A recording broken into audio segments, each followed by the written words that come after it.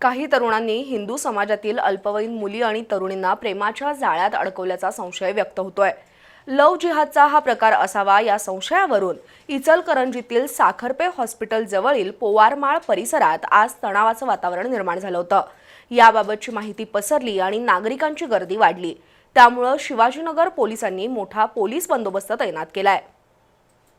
इचलकरंजीतील साखरपे hospital जवळील पोवारमाळ परिसरातील 2 तरुणांनी काही हिंदू मुलींना फूस लावून प्रेमाच्या जाळ्यात ओढलंय अशी चर्चा आहे।